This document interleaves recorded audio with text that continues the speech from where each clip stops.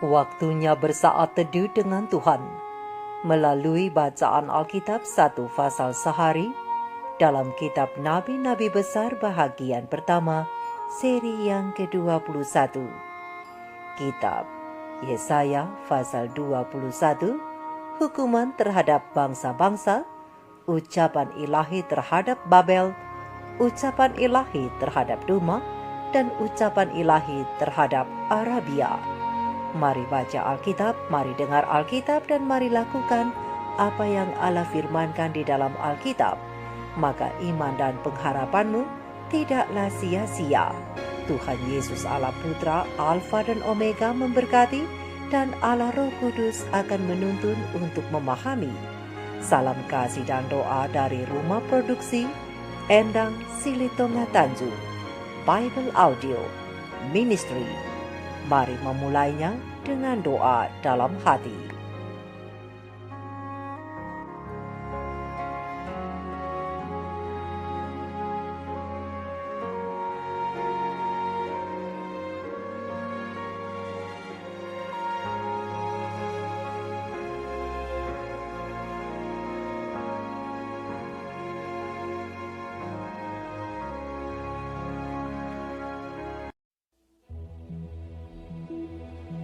Ucapan ilahi terhadap padang gurun di tepi laut.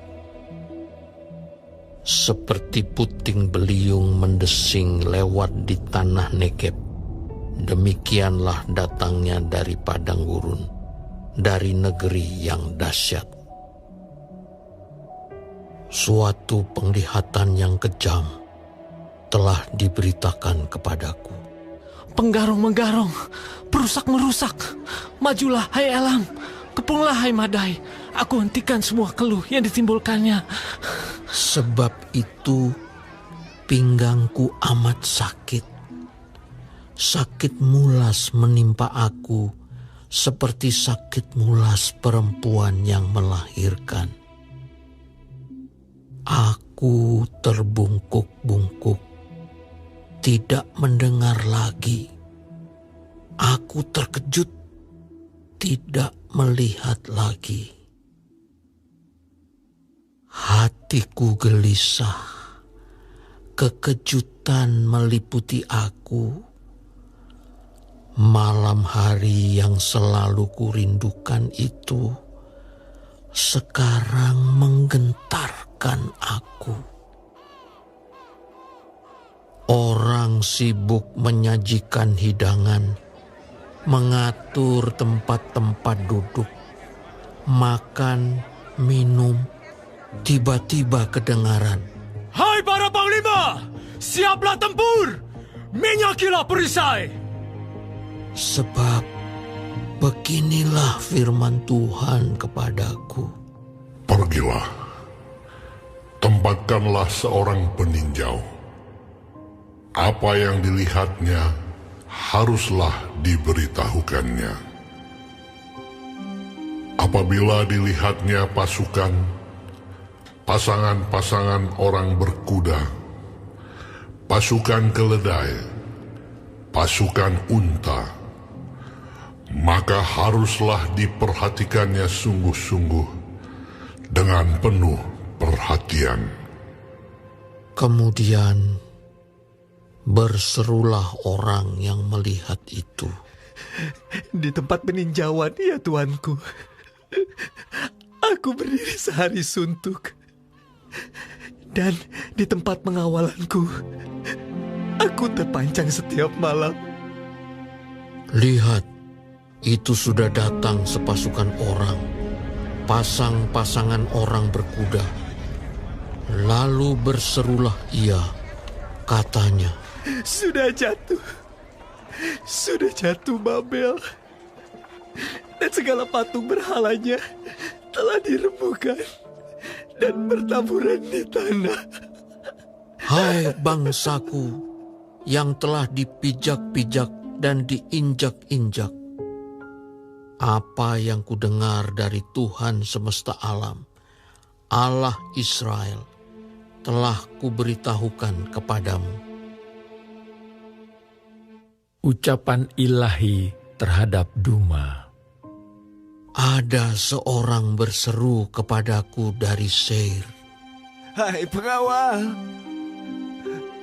masih lama malam ini. Hai pengawal, masih lama malam ini. Pengawal itu berkata, pagi akan datang, tetapi malam juga. Jika kamu mau bertanya, datanglah bertanya sekali lagi. Ucapan ilahi terhadap Arabia. Di belukar di Arabia kamu akan bermalam, hai kafilah-kafilah orang Dedan.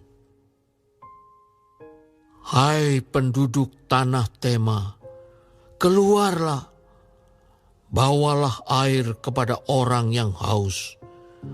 Pergilah, sambutlah orang pelarian dengan roti. Sebab mereka melarikan diri terhadap pedang. Ya, terhadap pedang yang terhunus, terhadap busur yang dilentur, dan terhadap kehebatan peperangan. Sebab beginilah firman Tuhan kepadaku. Dalam setahun lagi, menurut masa kerja prajurit upahan, maka segala kemuliaan Kedar akan habis. Dan dari pemanah-pemanah yang gagah perkasa dari Bani Kedar akan tinggal sejumlah kecil saja, sebab Tuhan Allah Israel telah mengatakannya.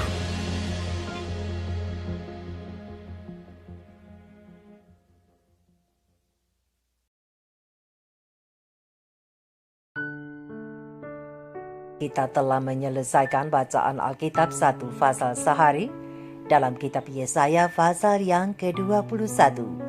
Sedikit perenungan melalui pasal ini tentang kesesakan besar dengan ayat panduan perenungan terang besar Alkitab Yesaya 21 ayat 11 sampai 12 dengan bunyi nas ucapan ilahi terhadap Duma.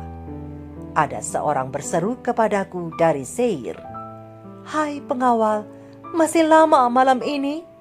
Hai pengawal, masih lama malam ini? Pengawal itu berkata, pagi akan datang, tetapi malam juga. Jika kamu mau bertanya, datanglah, bertanya sekali lagi. Sahabat-sahabat firman yang dikasihi oleh Tuhan di mana saja berada, di pasal ini menyatakan nubuat Nabi Yesaya terhadap 3 bangsa, yaitu Babilonia atau Babel, di ayat yang pertama sampai ayat yang ke-10, kemudian Duma di ayat yang ke-11 sampai 12, dan Arabia ayat yang ke-13 sampai 17. Ketiganya adalah negeri yang memiliki kekuatan dan kemegahan dunia pada waktu itu, akan tetapi ketiganya melakukan dosa-dosa yang tidak disukai oleh Allah. Babilonia mempraktikkan pemujaan dewa-dewa Babel, pelajaran ilmu sihir dan pelacuran di kuil-kuil dewa Babilonia.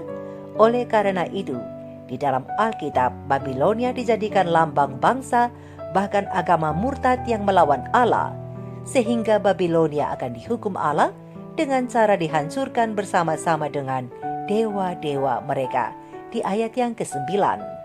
Demikian juga dengan Duma yang merupakan musuh Israel. Ketika Israel jatuh ke tangan Asyur akibat Israel menyembah Allah lain, Duma justru bersuka cita. Akibatnya Allah menghukum Duma dalam sekejap, yaitu ukuran 1 kali jaga malam, berdasarkan ayat yang ke-11 dan ayat yang ke-12 kitab Yesaya pasal yang ke-21.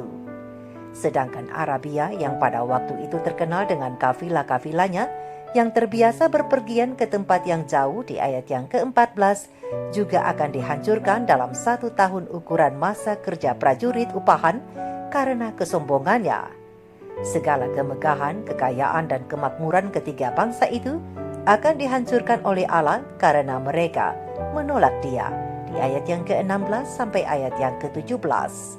Allah tidak akan berkompromi dengan dosa-dosa mereka.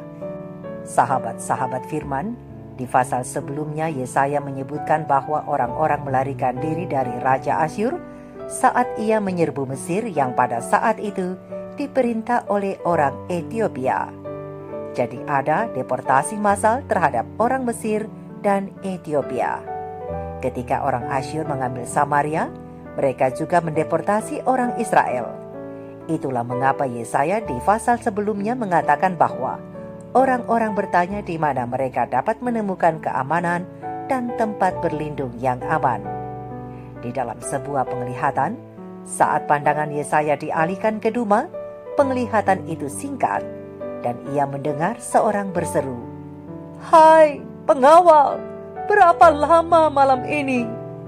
Penjaga menjawab bahwa pagi akan datang dan malam juga. Ini juga memberi arti bahwa kemungkinan keluar dari bahaya atau masalah tidak akan segera terlihat tetapi akan datang, berdasarkan terang besar Alkitab Yesaya 21 ayat 11 dan 12. Dan Yesaya meminta penduduk Tema untuk merawat para pengungsi yang melarikan diri dari perang itu. Ayat yang ke-13 sampai ayat yang ke-15.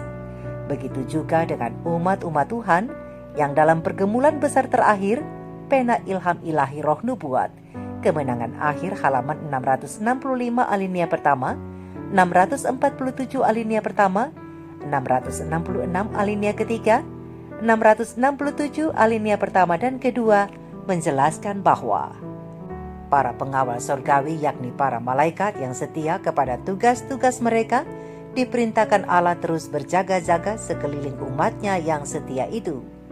Walaupun perintah umum telah menetapkan waktunya bila mana para pemelihara hukum Allah boleh dibunuh, karena mereka tidak mau menghormati binatang dan patungnya itu. Pada waktu Kristus meninggalkan bait suci, kegelapan menutupi penduduk bumi. Pada masa yang mengerikan ini, orang-orang benar harus hidup di pemandangan Allah tanpa pengantara.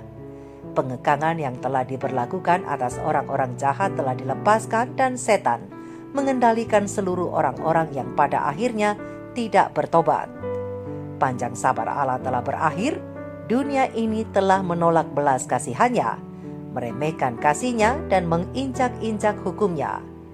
Orang-orang jahat telah melewati batas masa percobaan mereka untuk bertobat, dan roh Allah yang terus-menerus ditolak akhirnya telah ditarik.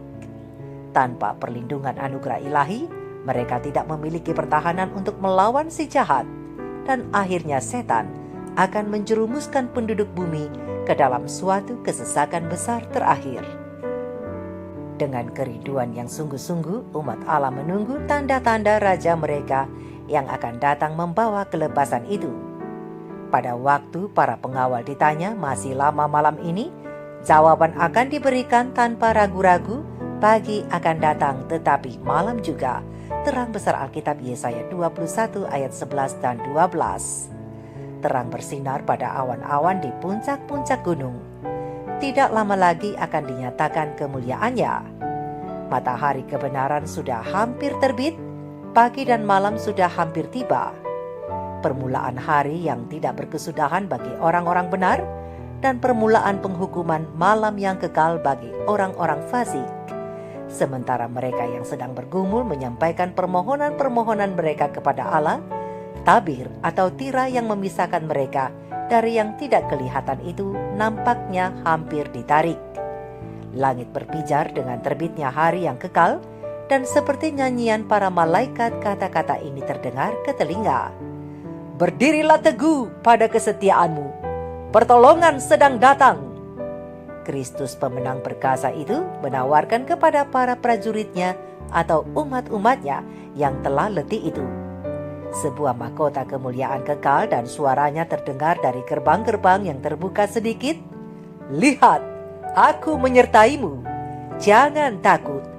Aku tahu segala kesusahanmu, aku telah menanggung segala kesedihanmu. Kamu berperang dengan musuh yang teruji, aku telah berperang demi kamu. Dan dalam namaku, kamu lebih dari sekedar penakluk-penakluk. Juru selamat yang mulia akan mengirimkan pertolongan bila mana kita memerlukannya. Jalan menuju sorga dikuduskan oleh jejak-jejak kakinya. Setiap duri yang melukai kaki kita telah melukai kakinya, dan setiap salib yang ditanggungkan kepada kita telah ditanggungnya di hadapan kita. Tuhan mengizinkan pertentangan-pertentangan untuk menyediakan jiwa-jiwa bagi kedamaian. Waktu kesesakan adalah cobaan berat yang menakutkan bagi umat Allah, tetapi waktu itulah masa setiap orang percaya yang benar memandang ke atas, dan oleh iman ia boleh melihat pelangi perjanjian yang mengelilinginya. Maka orang-orang yang dibebaskan Tuhan akan pulang dan masuk ke Sion dengan sorak-sorai, sedang sukacita abadi meliputi mereka. Kegirangan dan sukacita akan memenuhi mereka, dan duka dan geluh akan menjauh. Sahabat-sahabat firman, pasal ini mengajarkan bahwa semua bangsa dan juga setiap pribadi bertanggung jawab kepada Allah. Orang yang menentang Allah dan kebenarannya akan dihukum dan dibinasakan, tetapi orang yang percaya kepadanya akan menang pada akhirnya dan diselamatkan. Mari kita renungkan ini bersama. Tuhan Yesus memberkati. Shalom.